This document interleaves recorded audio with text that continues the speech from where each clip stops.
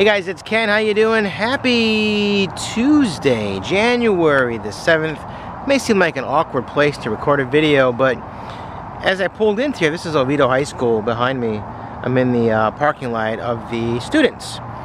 As I pulled in here, I was reminded very quickly of why I shied away from doing these daily vlogs, trying to do one a day.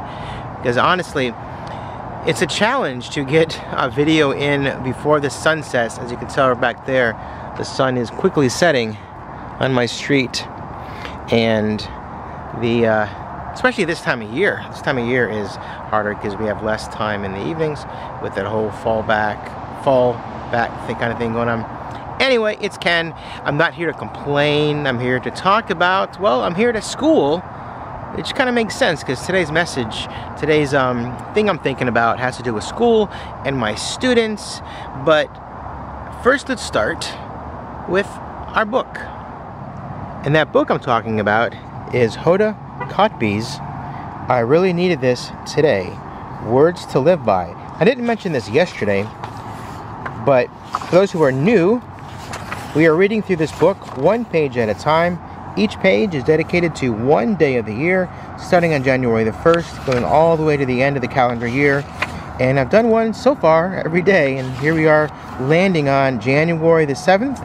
I read a quote from the book, like up here, and then a small reflection from Hoda, and then to kind of give you my little perspective of where I feel it applies to my life.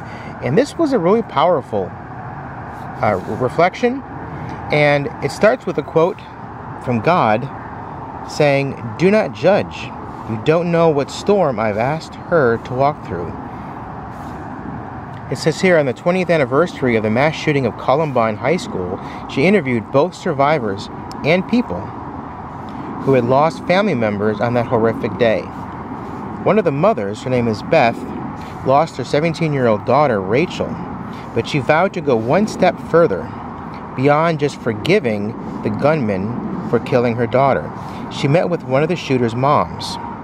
She said here, "We both lost children, but she had all the shame and reproach," Beth said, "and the hate." So before the meeting, Beth sat and asked God, "What do I say?" When they sat together, the Lord said, "Ask her who her son was before April 20th, 1999. When the woman met, Beth said, the question touched Sue, and she began crying. "Nobody wants to know anything about my little boy that I raised." I saw a mother's heart at the end here. The biggest thing I got from that quote was to not judge, because you don't know what storm somebody is going through. It makes me think of my young children, my first graders. Oftentimes I'm pretty quick to discipline and get on them for breaking the rules, but sometimes I need to take a step back. I need to pause and see exactly why they're doing what they're doing. It isn't always to be defiant, or it isn't always to hang on a second. Somebody's backing up. See, prime example. Am I to assume that person is backing up and making that beeping sound just to be defiant and to make me mad because I'm recording a video? Of course not. They have their own reason for doing what they're doing. So I kind of forgot where I was back then. So yeah, sometimes I have to stop and ask myself, why do you think they're doing what they're doing? I'll give you an example. If one of our rules is to stay in your seat during an activity, and a child gets up and starts walking around and walks to another friend across the room, I don't need to always jump on them and say, "Get back to your seat. What are you doing out of your seat?" Maybe they saw their friend begin to cry, or maybe they saw their friend drop their pencil box and thought it would be a good idea to go help them pick up their mess.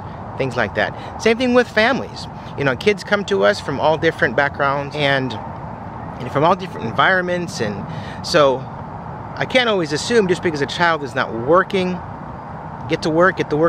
Well, maybe they're not working because they're hungry, because they didn't get breakfast. You know, things of that nature. So don't always be quick to judge, because you never know what somebody is going through. That's what I gather from this message today. Hope you guys are doing well. It's getting dark, as you can tell. The sun is almost completely down back there. And there's our friend the moon. He's out, hanging out here. That being said, I want to wish you guys well. Thank you for watching and for tuning in and all that fun stuff. And I will see you tomorrow. Any comments you want to make about today's quote or any reflections you want to personally make, I'd love to hear what you have to say. And I'm not going to remind you to subscribe because it's free. I'm not going to remind you to tap that notification bell because you already know how to do that. You've probably already done it. And I don't need to remind you that I'll see you guys tomorrow. Or do I? Nah, don't need to. See ya. Say good night, Moon. Good night, Moon.